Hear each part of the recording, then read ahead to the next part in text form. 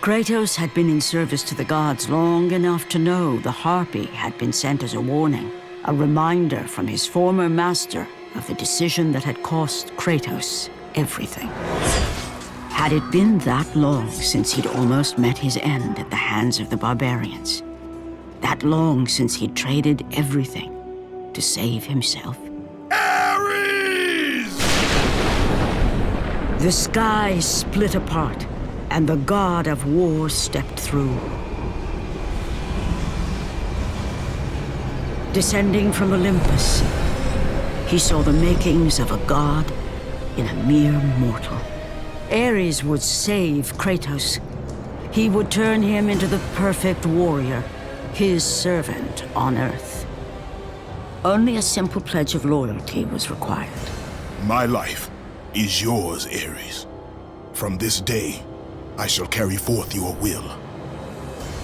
And his fate was sealed. As promised, Ares rescued his new disciple, bringing forth the power of a god, destroying those who would slaughter Kratos and his men.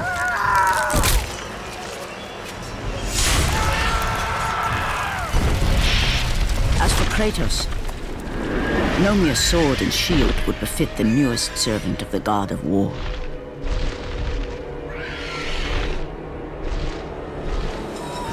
The blades of chaos, forged in the foulest depths of Hades. Once attached, the chains remained so, chained and seared to the flesh, a part of the bearer's body, a permanent reminder of Kratos' pledge. In return, ultimate power. The rage of Ares exploded from within. But soon, he would learn the true cost of such power. A cost too high even for Kratos to pay.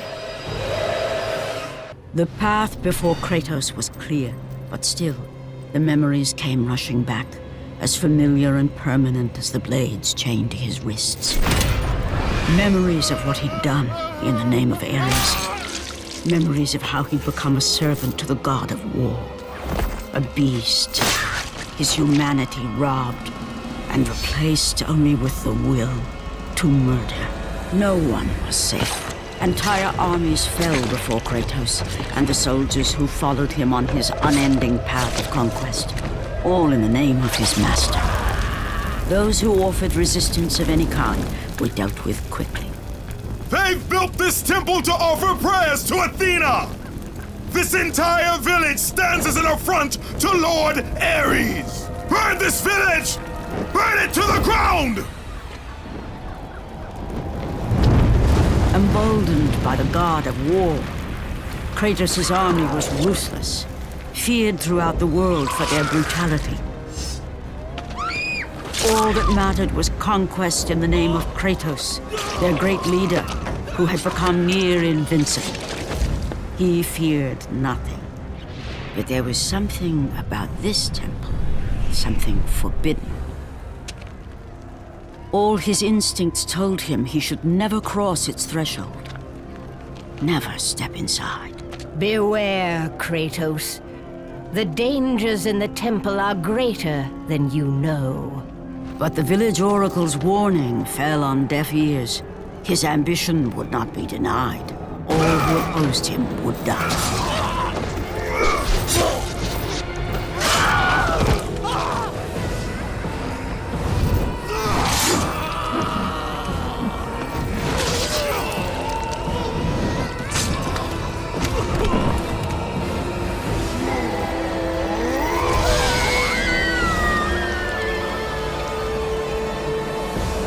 In that instant, the glory he had reveled in turned to horror. The image of his two final victims would stay with him for all his days. With that act, Kratos knew he could no longer serve his master.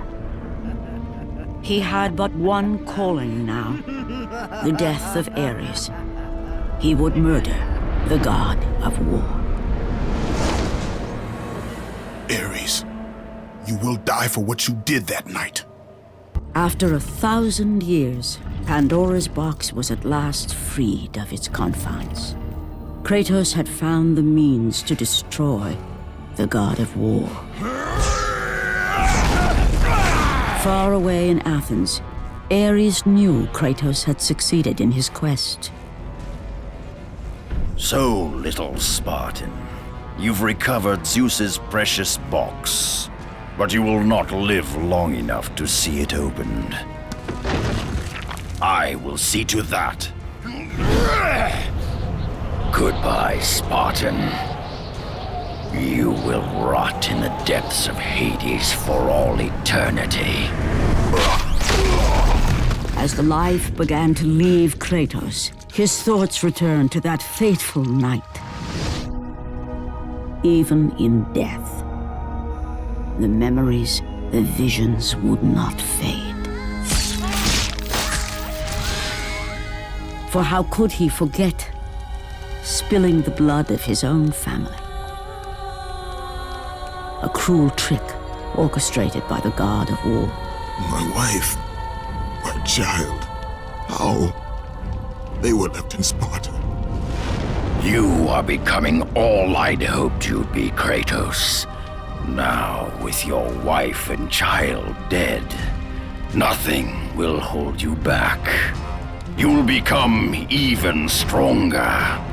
You will become death itself. But as the flames consumed the temple, Kratos realized his true enemy was the god who once saved his life.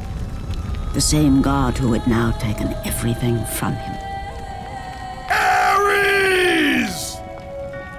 From this night forward, the mark of your terrible deed will be visible to all. The ashes of your wife and child will remain fastened to your skin, never to be removed. And with that curse, all would know him for the beast he had become. His skin white with the ash of his dead family. The ghost of Sparta had been born. In the end, in death, he had failed. As the minions of Ares claimed Pandora's box, Kratos' life faded, and his cursed soul was cast into the fires of Hades.